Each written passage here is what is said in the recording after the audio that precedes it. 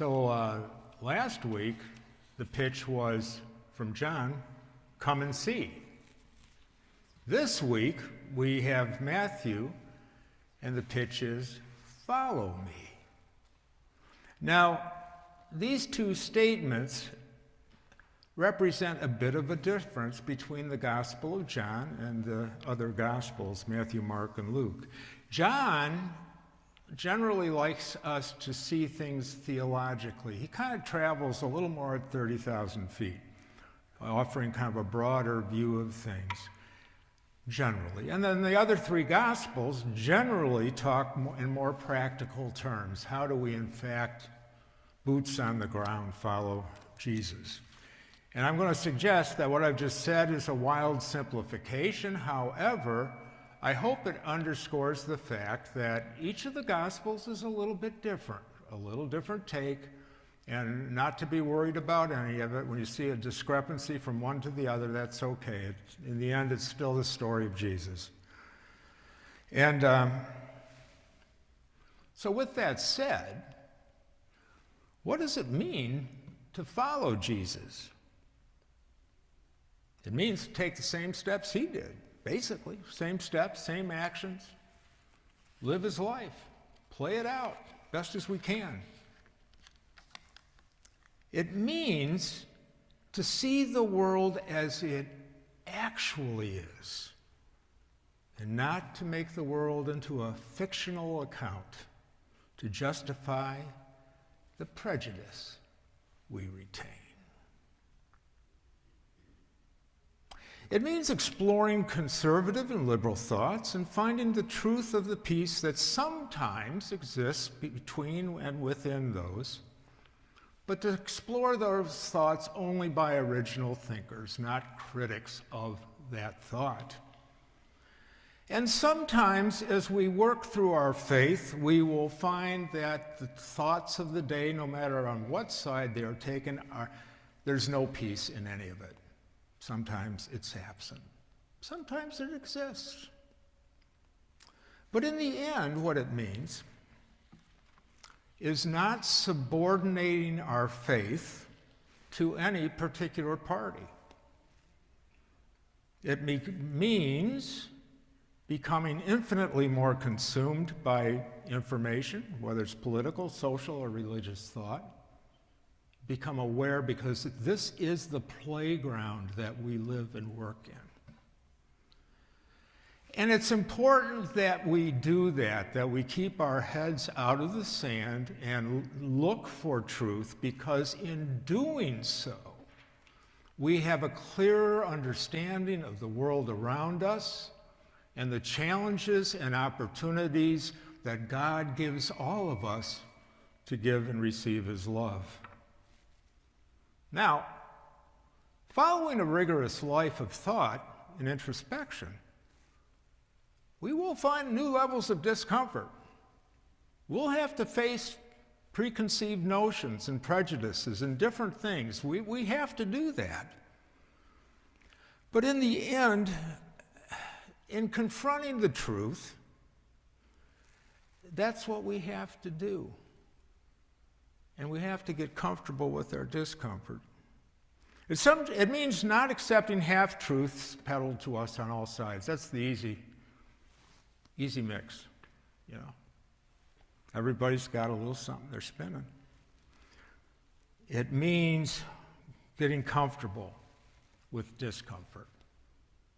It means asking questions and digging just a little deeper. Now, in today's lesson, Jesus' ministry is getting very uncomfortable.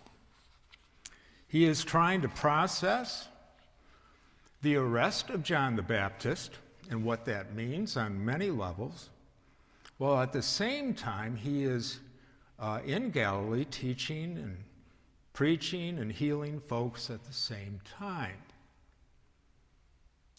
Jesus is fully aware of the political, economic, social world in which he lives, and he chooses to spend most of his ministry up north. There's a lot of need, But he also knows that once he goes down south, he's going to be confronting more power and wealth and prejudice. And he has to be ready to be able to do that. So he needs time to build up a ministry.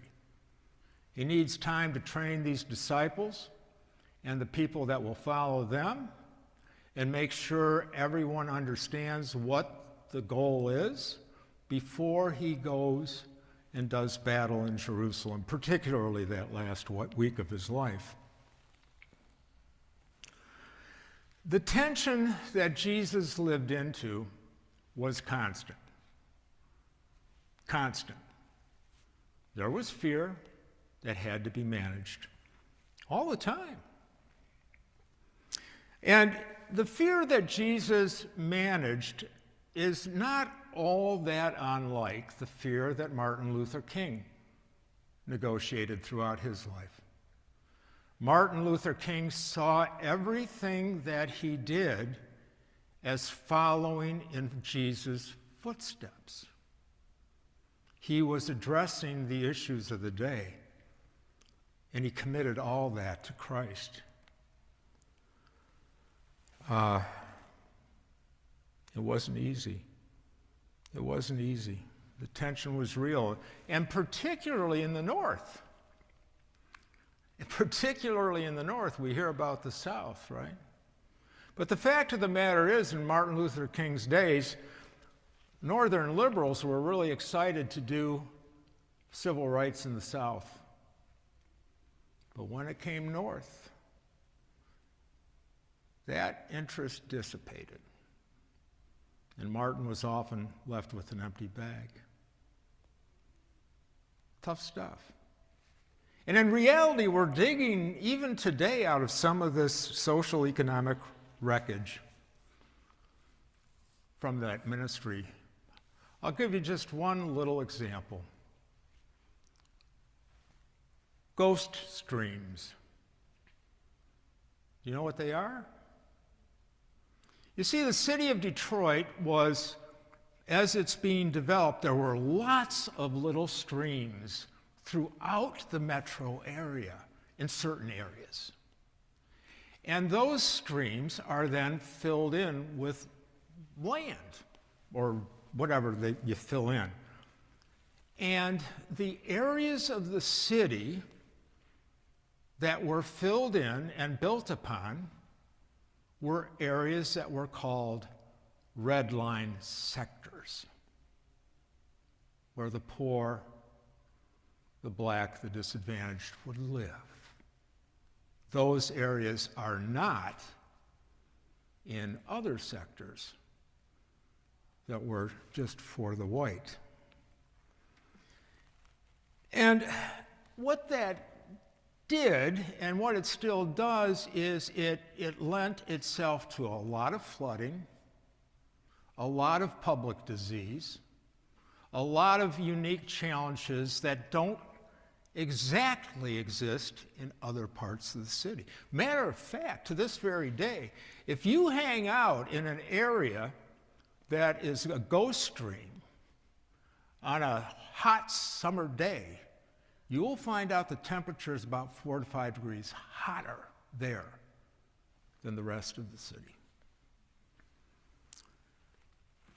It's just one of the layers of our history that's still alive today. Now, moving back to Jesus, and this is what MLK was following Jesus.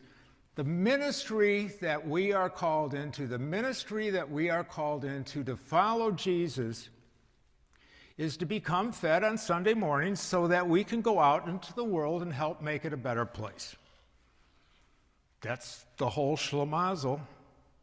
And the most important aspect of worship is when it transitions to become the work of peace. We become fed, we get ready, and then we go back out into the world. The challenge that we all face, no matter who we are, no matter from what perspective we come, is that as we move out into the world, much of what Jesus is talking about and much of what we are doing will collide to some extent with cultural norms, creating some discomfort. Now, a true sign of an active follower of Jesus is a deep respect for all people and clearly understanding and looking at the world around us. This has been a rather sober message up to this point. But here's the thing.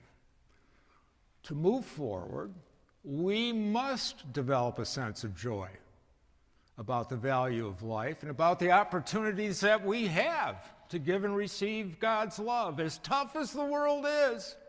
And we have to be clear-eyed about that, right? We can stand firm knowing that we're going to do our level best to follow in the footsteps of Jesus. And that's a good thing. So in today's gospel, Jesus is launching his ministry saying, "Follow me. Do what I do." You see, the faith that we profess is a life of radical action. We become awakened to the world around us. We become aware of the joys and the pains and the sufferings of the people.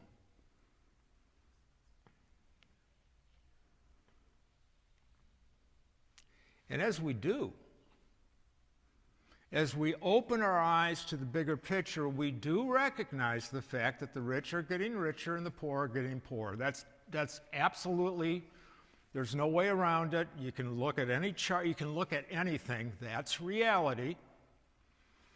And to understand that that's happening and to explore the consequences of what that means, it should be our clarion call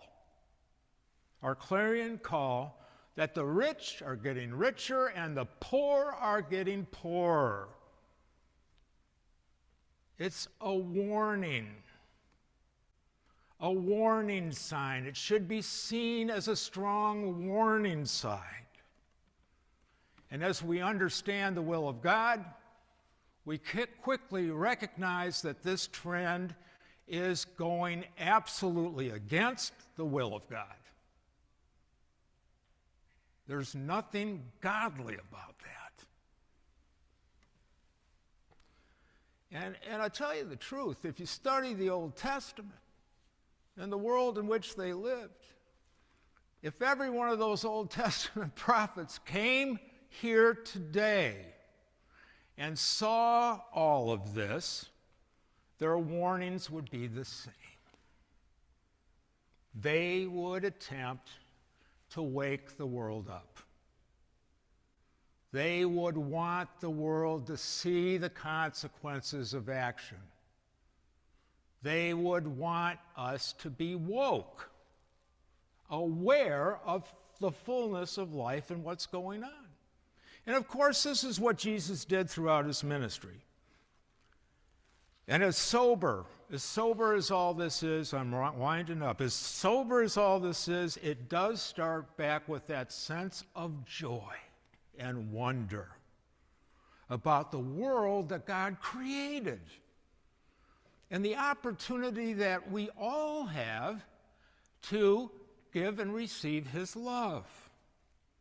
It's a time for us to step back and wonder about the stars and the moon, to the power of the sun, all of this in creation, to the majesty of mountains and the power of the animal kingdom, to the diversity of humanity and the cultures that are worshiping the great Creator, to the mystery of the sea and all of the waters and the creatures that live in it, to the freshness of the woods, the fields, flowers, and plants. All of this is part of our home. To see it all as sacred, to breathe it all in, and to take those next steps of faith to make this world a better place. Follow me, Jesus says. This is our time, and this is our place. Let us make a little history.